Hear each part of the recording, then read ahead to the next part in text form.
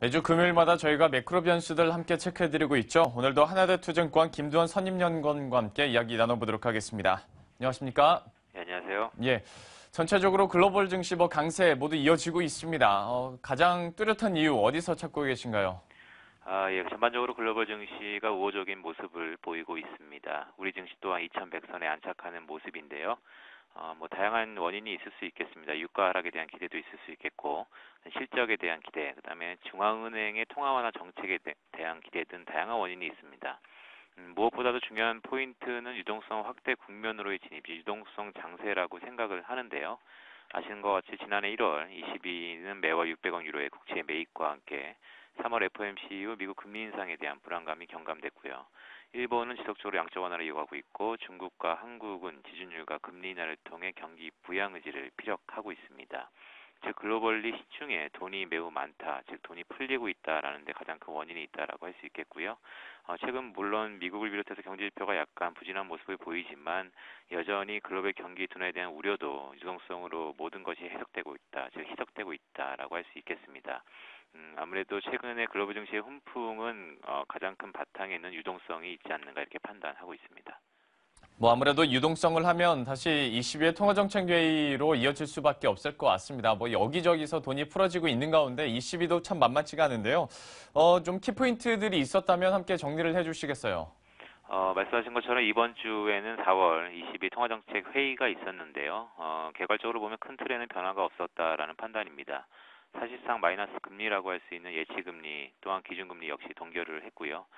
이후 드라기 총재 기자회견이 잠시 좀 이목을 끌만하다라고 할 수 있겠는데요.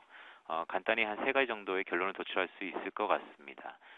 첫째로는 지난 1월에 전면적 국채 매입 효과가 나타나고 있다라는 언급이 있었는데 은행권의 대출 여력이 좋아졌고 최근에 유로화 환율 급락으로 유럽의 그 가격 경쟁력이 확대됐다는 측면이 고무적이다라고 할 수 있겠습니다. 두 번째로는 유로존의 디플레 우려가 경감됐다는 언급이었는데요. 물가의 수요 견인력은 아직은 미미하지만 그 유로화 약세 전환으로 외부적인 물가 견인력이 확대되고 있다는 측면의 언급이 이목을 끌만하다라고 할 수 있겠습니다. 끝으로 22는 그 통화 완화 정책을 지속적으로 이어갈 것이다라고 언급을 했는데 시장의 유동성 공급을 꾸준하고 지속적으로 제공하면서 경제 주체들의 심리 개선을 이끌 것으로 기대가 됩니다. 무엇보다도 22가 지속적으로 통화 완화 정책을 펼칠 것이라는 것을 명시했다는 부분이 가장 큰 이목을 끌만한 요소였지 않는가 이렇게 판단을 하고 있습니다. 전체적으로 22회 통화정책회의까지 저희가 한번 얘기를 나눠봤는데요. 그런데 참 이 그리스 리스크는 계속해서 좀 끈질기게 좀 뒤따라오는 것 같습니다. 전체적으로 다시 좀 부각이 되고 있는 양상인데 과연 앞으로 어떻게 될지 이 전망까지도 함께 좀 얘기를 해주시겠어요? 그렇죠. 오늘 앞부분에서 말씀드렸던 부분이 글로벌 증시의 훈풍, 유동성의 힘이었고, 그게 원천적으로 ECB가 먼저 움직였다는 점에서 유럽에 좀 좋은 분위기가 형성이 됐는데요. 하지만 최근에 그리스의 그 디폴트 리스크가 부각되면서 잠시 좀, 불안 요인이 부각되고 있다라고 할 수 있겠습니다. 그리스의 순탄치 않은 항로는 계속되고 있다라는 결론인데요.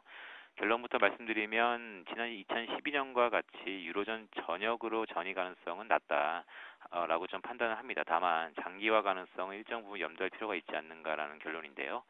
최근 그리스 정부가 그 디폴트 가능성을 언급하면서 일명 그레시트 리스크가 부각이 됐습니다. 2010년 4월인데 5년 전이죠. 그리스가 처음으로 유럽 연합에 구제 금융을 신청한 이래 간헐적으로 이어지고 있는 리스크입니다.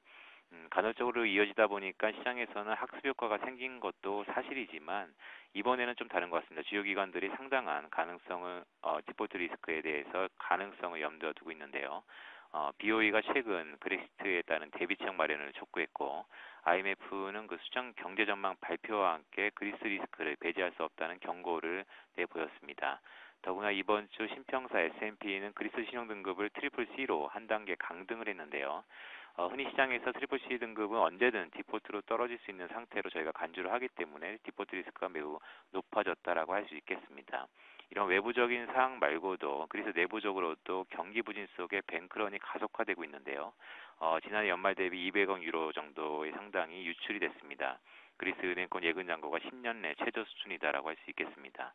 다만 앞서 제가 말씀드린 것처럼 유로존 전역으로의 전이 가능성은 좀 낮은 상황이다라는 결론인데요.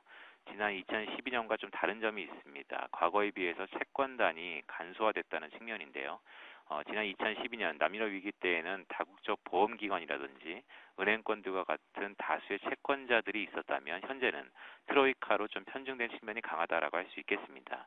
현재 그리스 채무 중 80% 상당을 트로이카가 가지고 있는데요. 그리스 국제 10년물 금리가 12%를 넘으면서 디폴트 리스크를 어느 정도 염두하고 있지만 스페인이나 이탈리아 등 여타 남유럽 국가들의 금리가 안정적인 측면이 이런 부분을 반영하지 않는가 이렇게 좀 판단을 하고 있습니다.